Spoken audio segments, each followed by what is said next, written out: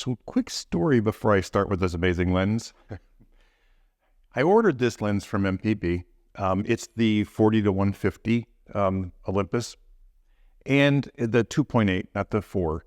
But anyway, I ordered it and it was coming to the house. He had to sign for it. And I had my cameras on. I wasn't there. FedEx, like, oh, we can't leave it. I said, just take it to, the local pickup place.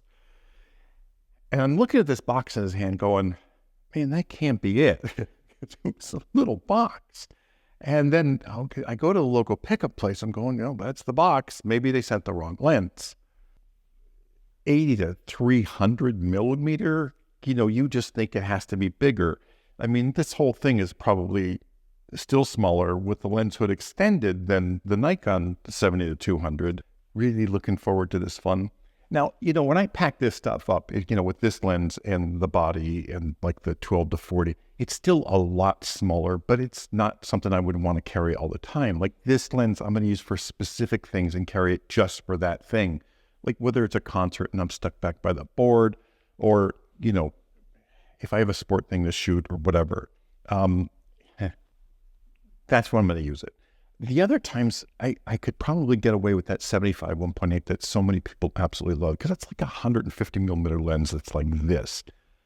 Again, still trying to comprehend that. But I'm not going to ramble. We're going to get into the shoot. Let's see how we do today. Thanks for watching as always. I hope you enjoy it. One more thing. Let's test out the dynamic range on this camera. I figured it's a bright sunny day out. I'm using this long lens. I don't want to have to carry a strobe outside. So let's just shoot natural light, let it go, and see what we can do with the dynamic range.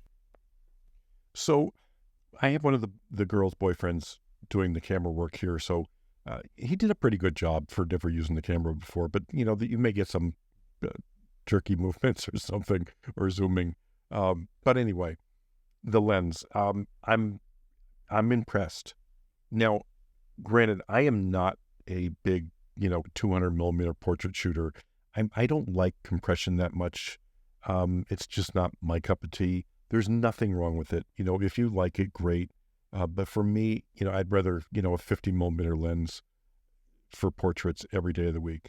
But, using this lens for what I'm going to use it for, like concerts and so forth, it's going to be fantastic.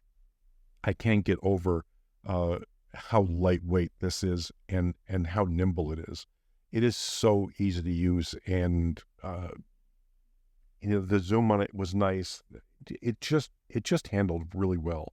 I don't know what else to say about it than that.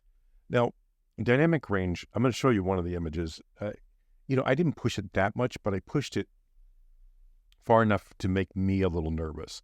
I hate pulling out images like that, even if I'm using a full frame or a medium format. I just don't like pulling out images. I'd rather strobe it. But I really wanted to test the dynamic range of this because, everybody goes on and on about the dynamic range not being great on micro four thirds sensors. Now, for me, the amount that I pushed it, and I'll show you here, that's a lot for me to push an image. But it's still, these images were all pretty much like that because they're all backlit as much as possible. It's midday sun. It was bright out. I'm putting the sun to the back and just shooting into the shadows. It did good. I mean, it held the colors.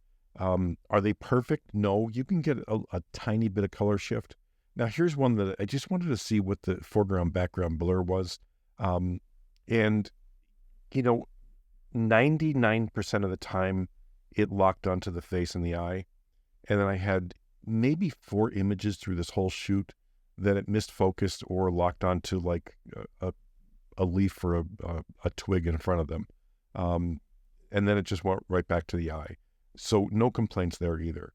But this lens, for me, it's going to be used for concerts. When I do shoot an occasional sport now and then, I don't shoot nearly as much sport as I used to, because I'm old and, retiring soon, maybe 10 years.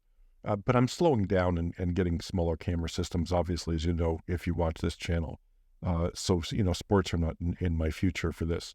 But look at how tiny that lens is. I can't get over that. I'm sorry I keep saying it, but that's so ridiculously small. And it is really sharp.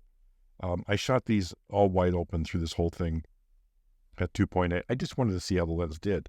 I think the backgrounds are nice. I like this kind of separation. I don't like complete blur because, if you have complete blur, what are you seeing? Like what environment are you in? I said it before, you can just get a blurry background in the studio and do the same thing. Why travel locations if you can't see the location you're in? Anyway, that's just my opinion. But, overall, I think the images are nice, even with the compression, and I don't like it. I do think the images are nice. And I stayed in between 200 to 300. I did a couple 80s, as you saw earlier. But I like the lens. I mean, I can't complain about it. I'm taking them over to this section here so I can put brush in front of them and see how the lens does, locking onto the eye. This is one where I missed 2 shots out of this one because it locked onto something, closer. But then, here it is here, and it just locked right back onto the face again. Anyway, I hope you enjoyed the shoot. If you have any questions, leave them below.